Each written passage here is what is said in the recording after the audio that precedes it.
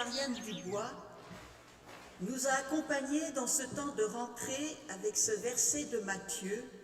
« Venez à moi, vous tous qui peinez sous la charge. Moi, je vous donnerai le repos. Prenez sur vous mon joug et laissez-vous instruire par moi, car je suis doux et humble de cœur, et vous trouverez le repos, car mon joug est bon et ma charge légère. » Marianne nous a encouragés à savoir lâcher du lest. Elle nous a rappelé, et je la cite, que le joug, la loi de Jésus nous apprend à faire la part des choses. Elle ne nous écrase pas, mais nous relève pour nous permettre de continuer d'avancer. Elle change notre regard sur le monde et nous fait voir les petits miracles de notre quotidien. Un merci, un sourire, la pluie qui tombe pour nous rafraîchir après tant de jours de sécheresse. Fin de citation. Dimanche dernier, j'avais déjà réfléchi pour ce culte de ce dimanche, veille de rentrée. Donc j'ai également choisi ce thème. Et c'est vraiment avec joie que je prends le relais, que je poursuis cet accompagnement de ce temps de rentrée avec un autre texte de l'évangéliste Matthieu. Entrons maintenant dans ce culte où Dieu nous attend avec de l'inattendu.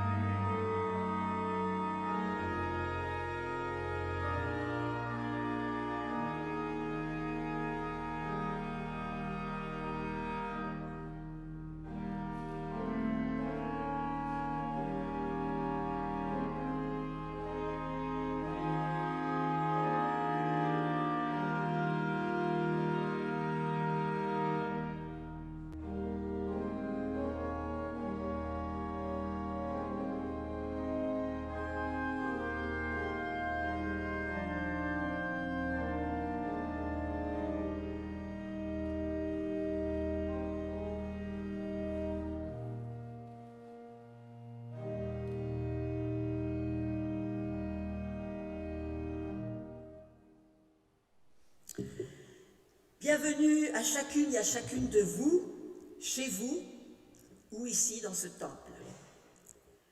Vous êtes accueillis et salués chaleureusement au nom de Dieu, Père, Fils et Saint-Esprit. La trêve estivale a pris son terme. Voilà que nous sommes à nouveau dans l'excitation toute particulière du temps de la rentrée. J'espère que cette pause a été bénéfique pour chacune et chacun de vous, que vous avez pu déposer ce qui fut lourd, rendre grâce pour ce qui fut lumineux,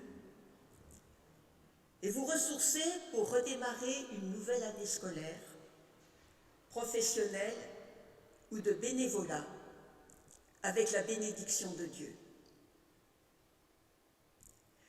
Nous sommes venus. Nous sommes là pour nous retrouver en présence du Dieu vivant. Qu'il bénisse pour nous ce temps de culte. Qu'il nous bénisse en nous faisant goûter aux bienfaits de son amour et de sa grâce.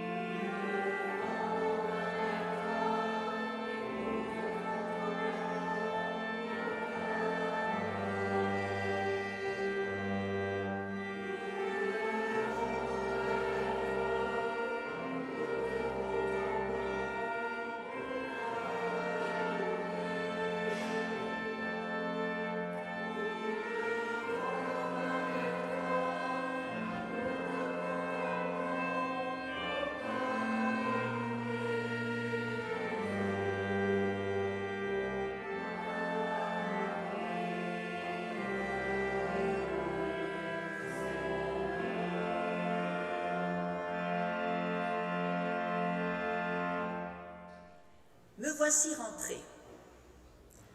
Rentrée à la maison. Rentrée comme les blés des moissons. Rentrée au port. Rentrée de vacances. Me voici donc rentrée, et cette rentrée sonne soudain en moi comme une question. Tant de gens ne sont pas rentrés. Et d'abord, tous ceux qui ne sont pas partis, mais aussi tous ceux qui ne rentreront jamais. Je suis rentrée comme les blés et les moissons. Mais les blés, justement, sont faits pour être ensemencés. Les greniers sont pleins de prochaines semences.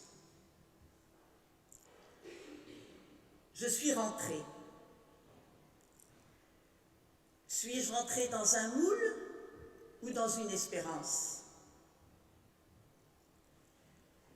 Ai-je fait rentrer les vacances dans le passé ou dans l'avenir? Suis-je rentrée dans ma coquille et mes pantoufles, mes habitudes ou mes prisons? Ou suis-je rentrée dans l'appel, le départ et le projet? Accompagnés par l'orgue, méditons sur ces questions.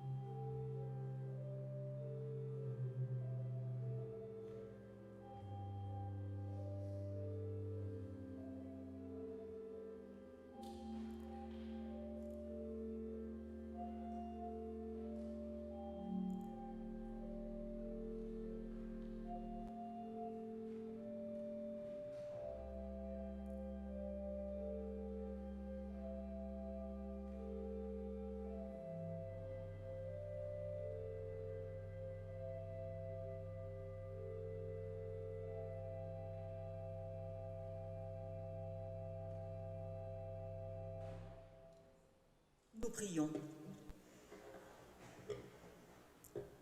Rentrez, la porte est grande ouverte. Nous sommes attendus, espérés. Rentrez. Tu nous attends, Seigneur, avec patience, avec amour, avec espérance. Et tu nous invites à rentrer en nous-mêmes pour nous retrouver, nous reconnaître, renaître. Renaître à la confiance, renaître à l'amour, renaître à l'espérance.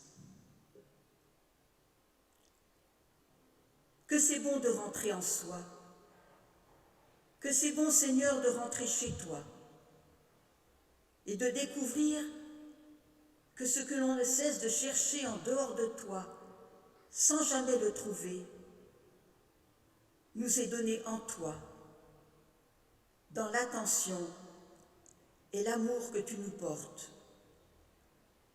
dans le compagnonnage que tu nous offres, dans le regard de tendresse que tu portes sur chacun et chacune d'entre nous. Rentrez. Tu nous invites à rentrer avec toi sur de nouveaux chemins, dans de nouveaux projets, vers de nouvelles rencontres.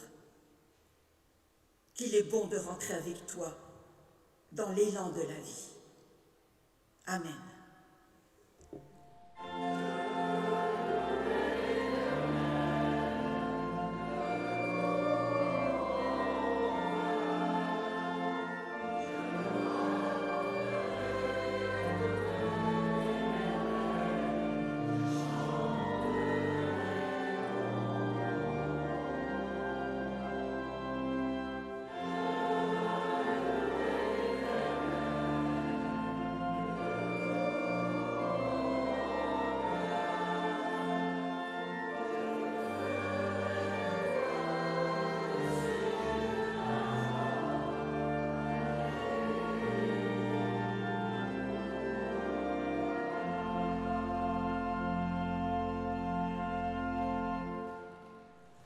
Frères et sœurs, chacun et chacune de nous peut demander à Dieu, en toute humilité, d'être renouvelé et remis en route sur le chemin de son amour.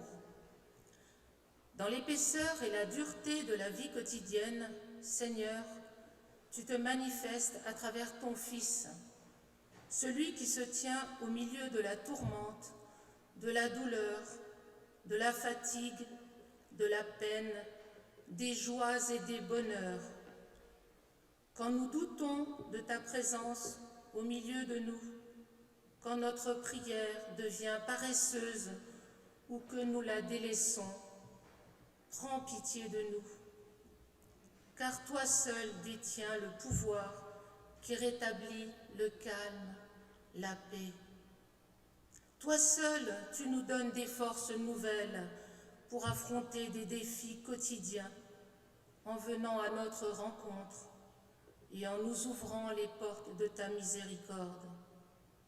Rétablis-nous dans la confiance qui apporte sérénité et apaisement en accomplissant ton œuvre de guérison qu'on appelle le pardon et qui nous est offert en Jésus, l'ami fidèle, celui qui accueille, qui soulage et qui pardonne.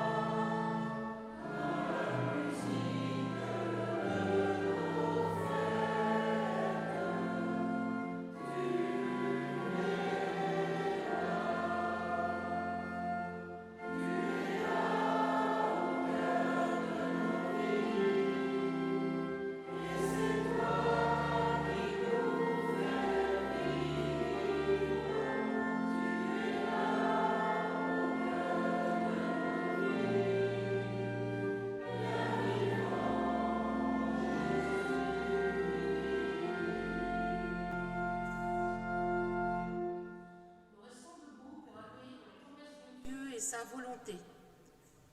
À Josué, qui se trouve à l'entrée de la terre promise, à l'entrée dans une fonction et une mission importantes, Dieu adresse ses paroles de compagnonnage, ses conseils que nous pouvons aussi recevoir aujourd'hui pour nous-mêmes. Jamais je ne t'abandonnerai, jamais je ne te laisserai sans secours. Sois courageux et fort. Il te suffira d'être courageux et fort et d'observer entièrement la loi que mon serviteur Moïse t'a transmise. Ne t'en écarte jamais, et ainsi tu réussiras dans tout ce que tu entreprendras. Répète sans cesse les enseignements du livre de la loi et médite-les jour et nuit, de façon à observer tout ce qui est écrit. Alors, tu mèneras à bien tes projets et ils réussiront. N'oublie pas que je t'ai recommandé d'être courageux et fort. Ne tremble pas, ne te laisse pas abattre, car moi, le Seigneur ton Dieu, je serai avec toi partout où tu iras.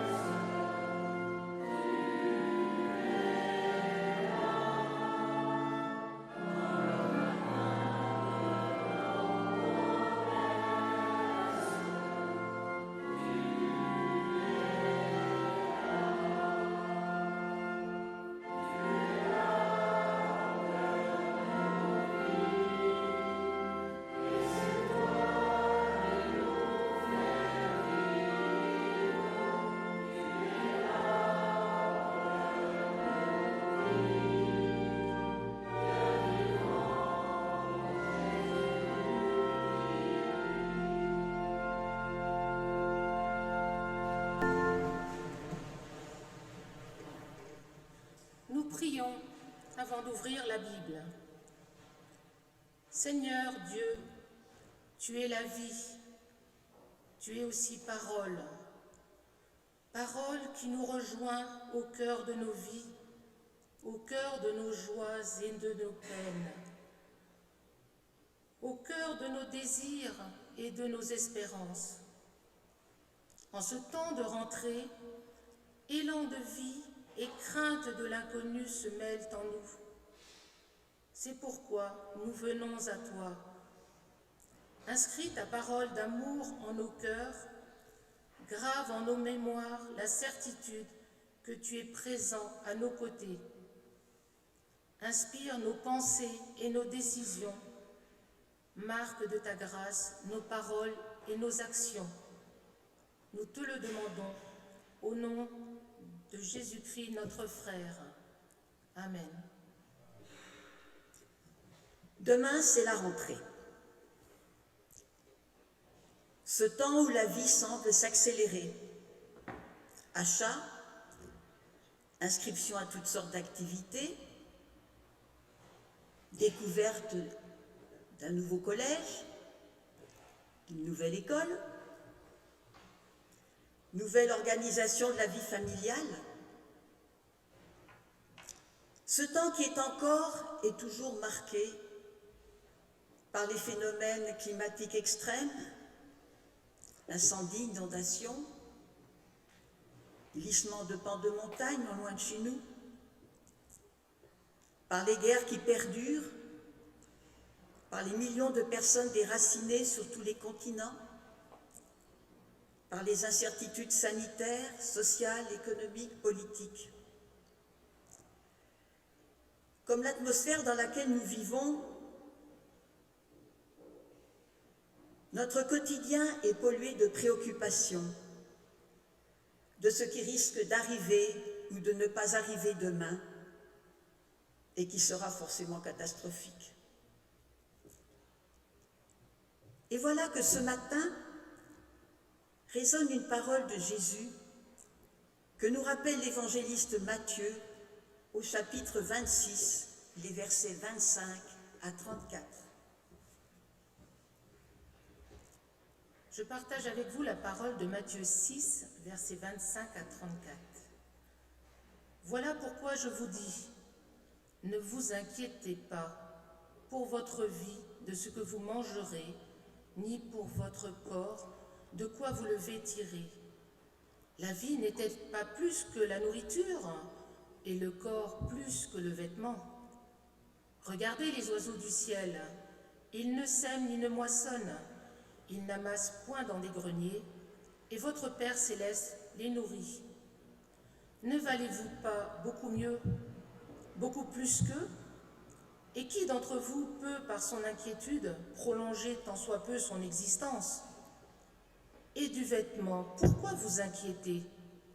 Observez les lys des champs, comme ils croissent. Ils ne peinent ni ne filent. Et je vous le dis, Salomon lui-même, dans toute sa gloire, n'a jamais été vêtu comme l'un d'eux.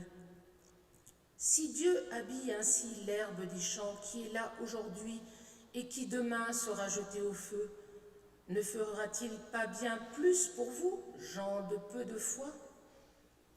Ne vous inquiétez donc pas en disant « Qu'allons-nous manger? Qu'allons-nous boire? De quoi allons-nous nous vêtir ?» Tout cela, les païens le recherchent sans répit. Il sait bien, votre Père céleste, que vous avez besoin de toutes ces choses. Cherchez d'abord le royaume et la justice de Dieu, et tout cela vous sera donné par surcroît. Ne vous inquiétez donc pas pour le lendemain s'inquiétera de lui-même. À chaque jour suffit sa peine.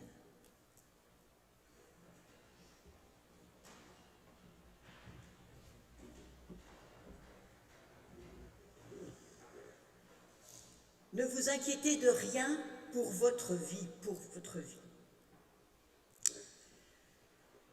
Bien sûr, si la plupart d'entre nous n'a à s'inquiéter ni pour sa nourriture, ni pour son vêtement, nous avons bien d'autres inquiétudes et préoccupations pour nous-mêmes, nos proches et l'humanité, et à juste raison, pensons-nous. Les médias sont là pour nous abreuver de chiffres caniculaires, de catastrophes pour toute une partie des habitants de cette terre. Oui, tout autour de nous et en nous est anxiogène et source d'angoisse. Ne vous inquiétez de rien pour votre vie, passe encore pour notre vie, mais pour celle de celui qui a faim. Et il y a tellement de personnes qui ont faim dans le monde. Pour celle qui n'a pas de quoi se vêtir et la première goutte d'eau pour laver son corps. Et il y a tellement de personnes dans le monde qui sont vêtues de haillons et qui n'ont pas d'accès à l'eau. Comment pourrais-je lire ce texte avec lui, avec elle? Ce texte n'est-il pas un rien provocateur, alors que ce dimanche est celui du diaconat de notre Église locale? Ne vous inquiétez de rien pour votre vie. Avant de se demander comment nous pourrions partager cette parole de Jésus avec les personnes démunies, demandons-nous comment nous recevons ce texte. L'accueillons-nous comme une parole de Jésus qui nous est adressée à nous-mêmes avant de l'être aux autres? Faisons-nous confiance à Dieu pour nous-mêmes? Sommes-nous prêts à lui confier notre vie? En deux mots, croyons-nous que Dieu nous aime? Écoutons bien cette parole. Jésus dit, ne vous inquiétez de rien pour votre vie. Ne vous faites pas de soucis pour votre nourriture et pour vos vêtements. Vous avez besoin de toutes ces choses, et votre Père qui est dans les cieux le sait bien. Cherchez d'abord le royaume de Dieu et ce que Dieu demande. Mais au fait, que demande Dieu? Quelle est sa volonté? Tu aimeras ton prochain comme toi-même, nous enseigne le Seigneur dès le livre du Lévitique. Et oui, si Dieu s'occupe de nous, c'est pour que nous puissions nous occuper des autres. Aimez-vous les uns les autres comme je vous ai aimés. Si Dieu nous a permis par notre naissance, par notre travail, de ne manquer ni de nourriture, ni de vêtements, d'avoir un toit pour nous abriter, d'être aimés, c'est pour que nous partagions cette nourriture, ces vêtements, ce toit avec ceux et celles qui en ont besoin, et que nous partagions cet amour. C'est là l'action du diaconat, de l'entraide. Ces actions du diaconat, de l'entraide, l'accueil de chez Théo, ne doivent pas nous donner bonne conscience. Dans notre quotidien, si Dieu nous aime, c'est pour que nous puissions aimer ceux et celles qu'il met sur notre route et qu'ils puissent découvrir l'amour de Dieu pour eux. Parce que nous partageons, parce que nous prenons le temps de l'écoute, notre prochain saura que Dieu l'aime. C'est ainsi que nous cherchons le royaume de Dieu. C'est ainsi que nous le préfigurons dans notre monde, dès aujourd'hui. Ne vous inquiétez de rien pour votre vie. Oui, c'est une parole pour nous qui nous rappelle que c'est d'abord en acte que nous avons à partager cette parole de Jésus. Je cite le pasteur David Mitrani. C'est notre travail et notre liberté de faire retentir à d'autres oreilles qu'aux nôtres ce « ne vous inquiétez pas », qu'on ne peut dire qu'en offrant de quoi combler un manque qui empêche toute vie et qui abîme les corps. Pourquoi croyez-vous que les premiers disciples de Jésus ont été appelés pour devenir des pêcheurs d'hommes? Parce que dans l'eau, des hommes se noient et qu'il faut les repêcher. Ce qui importe, ceux et celles qui importent, ce sont les personnes qui se noient. Et que ce soit dans leur péché ou dans la société, dans leur corps ou dans leur âme, dans leur individualité ou dans leur famille, cela n'y change rien. Quand quelqu'un se noie, ce n'est ni le moment de lui faire la leçon, ni le moment de chercher pourquoi il se noie, parfois dans si peu d'eau, et encore, pourquoi il est allé là où il n'a pas pied. Fin de citation. Ne vous inquiétez de rien pour votre vie. Jésus prononce cette parole alors qu'il y a d'encourager les disciples à ne pas chercher à posséder beaucoup de richesses sur la terre, mais à chercher à posséder beaucoup de richesses auprès de Dieu. Oui, là où tu mets tes richesses, c'est là aussi que tu mettras ton cœur. Jésus encourage ainsi ses disciples et nous à lui confier l'essentiel, notre cœur. Ainsi, chercher et aimer Dieu, c'est forcément finir par chercher et aimer son prochain. La réponse au problème des besoins essentiels est simple, c'est le partage et le don. Oui, nous avons des besoins et Dieu le sait. Mais ces besoins ne définissent pas notre réalité la plus profonde. Cette réalité, c'est être des vivants, dont Dieu a fait ses enfants, lui qui est notre Père, comme nous lui disons dans la prière que Jésus nous a laissée.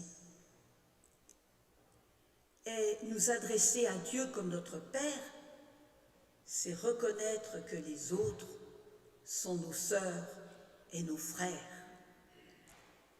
Jésus le redira encore à ses disciples peu de temps avant de mourir, avant d'être arrêté. J'ai eu faim et vous m'avez donné à manger. J'ai eu soif et vous m'avez donné à boire. Toutes les fois que vous avez fait cela à un de ces plus petits de mes frères, c'est à moi que vous l'avez fait. Sommes-nous prêts à vivre cela entre nous et avec tous? Ne vous inquiétez de rien pour votre vie. C'est là, chers amis, en quelques mots, l'Évangile. C'est partager ce dont nous sommes riches, l'amour de Dieu, la grâce et la liberté que Jésus-Christ nous a offert sur la croix. Et je cite à nouveau le pasteur David Mitrani, « Mais cela ne peut être entendu et reçu, si ce doit l'être, que si nous offrons aussi le pain, le vêtement, le logement, l'amitié, la fraternité, la compassion. Donner à manger et restaurer la dignité de l'homme ou de la femme qui est devant nous, avant de pouvoir lui dire de la part de qui cela lui a été donné. Car à nous, celui ou celle à qui nous donnons ne nous doit rien. À Jésus-Christ seulement, tout comme nous-mêmes ne devons rien à personne, sinon notre existence à Jésus-Christ et notre amour les uns aux autres à cause de lui. » Fin de citation. Oui, chers amis, à cette rentrée, entendez cette voix qui vous dit « Viens à moi, toi qui peines sous la charge, et je te donnerai le repos. Car je suis doux et humble de cœur, car mon joug est bon et ma charge légère. Puissiez-vous entendre cette voix et la suivre, afin que votre année soit le signe visible de l'amour de Dieu pour chacun de nous. » Exhortation de Marianne, dimanche dernier. Oui, chers amis, osez ne vous inquiéter de rien pour votre vie. Osez ne pas vous inquiéter du lendemain. Le lendemain s'inquiétera de lui-même.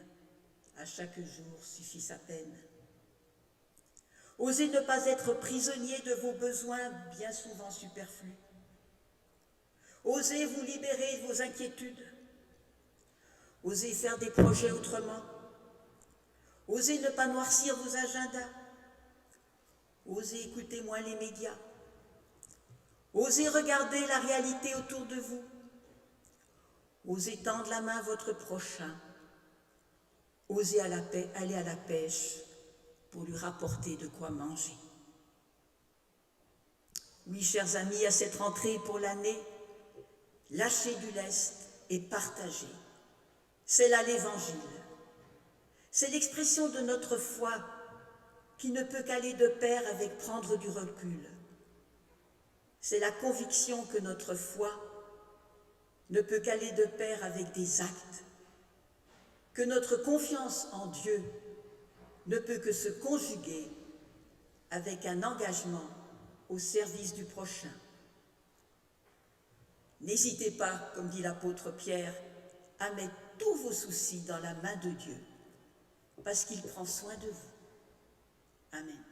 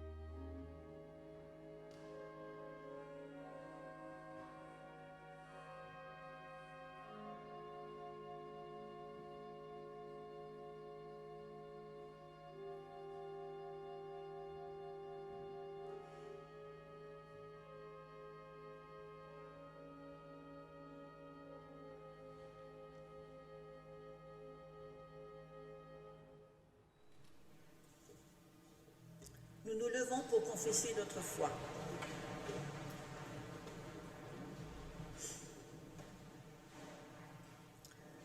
Nous croyons en Dieu, excusez-moi.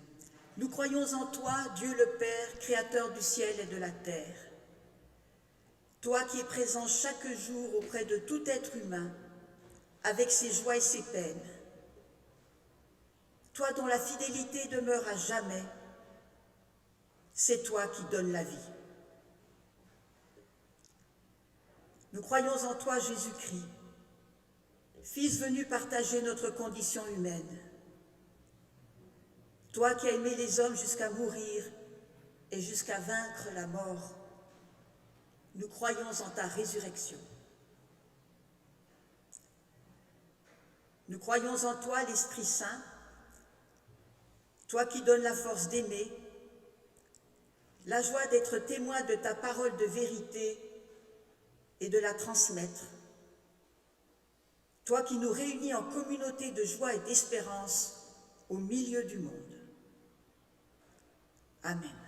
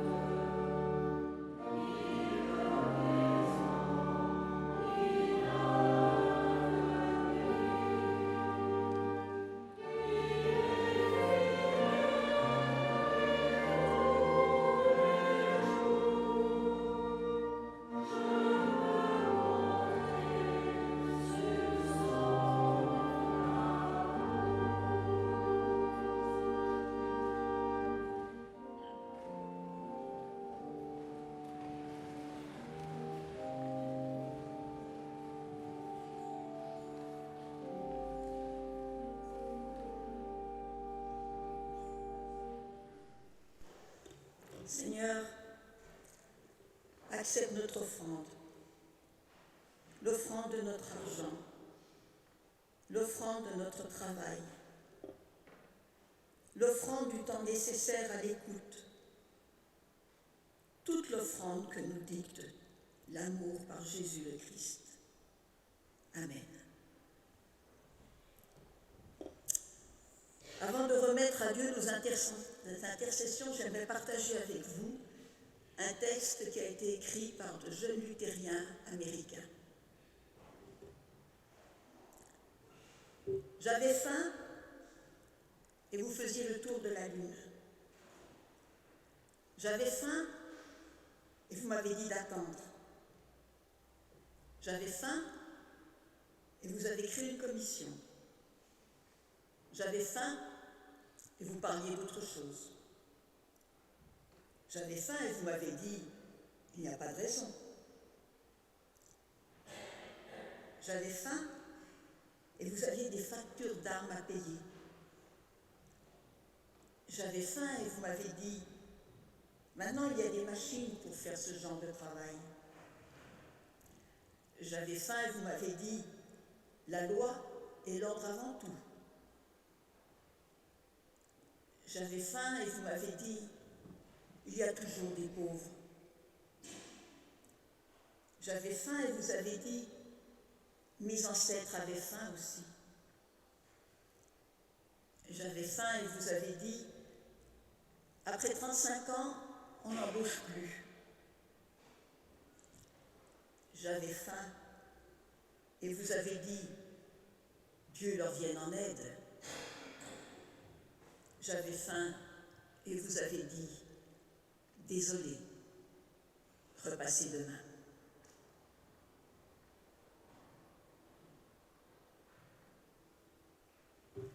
Nous remettons à Dieu notre intercession.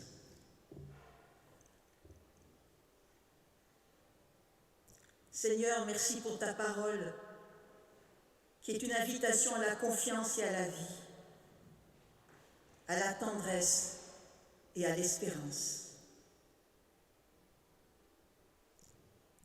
Ne nous laisse pas être envahis par un trop-plein d'activités. Ne nous laisse pas croire que nous sommes les seuls à pouvoir assurer telle présence, telle tâche. Ne nous laisse pas mettre le nez dans le guidon au risque d'être coupés des autres, de ne plus répondre à leurs attentes. Ne nous laisse pas être envahis par la peur, l'inquiétude, l'angoisse du lendemain.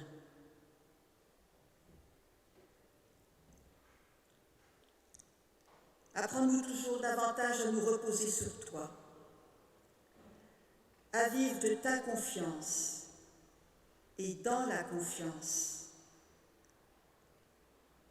à partager nos biens et nos savoirs. Apprends-nous les paroles de tendresse et les gestes de l'amour. Apprends-nous à être vrais dans tout ce que nous disons et tout ce que nous faisons. Seigneur, nous te confions celles et ceux qui s'engagent, parfois au péril de leur vie, pour assurer protection et soutien aux victimes d'injustice, de malveillance, de mépris. Seigneur, nous te confions les communautés chrétiennes, ici et ailleurs, nos frères et sœurs en humanité, qui cherchent à promouvoir des oasis de quiétude et de paix, qui redonnent des raisons de vivre et d'espérer. Et je pense tout particulièrement à ces communautés du Briançonnais qui se sont investies dans l'accueil des émigrés qui passent par le col de l'Échelle et qui ont dû cette semaine fermer leur lieu d'accueil pour des raisons de sécurité. Tant et tant et tant il y avait de personnes à accueillir.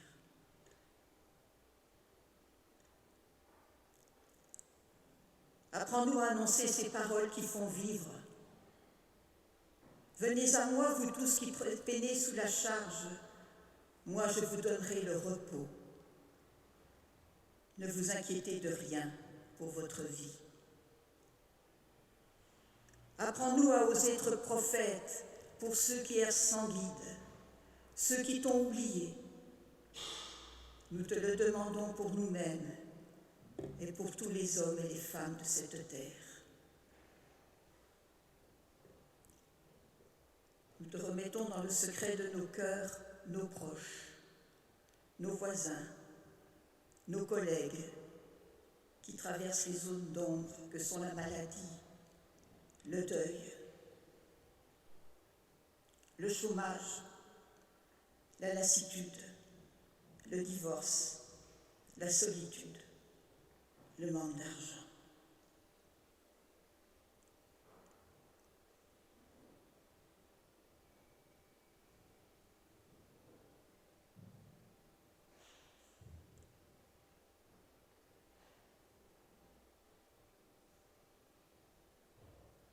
Seigneur, nous lions notre prière et nos prières les plus intimes dans la prière que ton Fils nous a enseignée. Notre Père qui es aux cieux, que ton nom soit sanctifié, que ton règne vienne, que ta volonté soit faite sur la terre comme au ciel. Donne-nous aujourd'hui notre pain de ce jour. Pardonne-nous nos offenses, comme nous pardonnons aussi à ceux qui nous ont offensés. Ne nous laisse pas entrer en tentation, mais délivre-nous du mal. Car c'est à toi qu'appartiennent le règne, la puissance et la gloire, pour les siècles des siècles. Amen.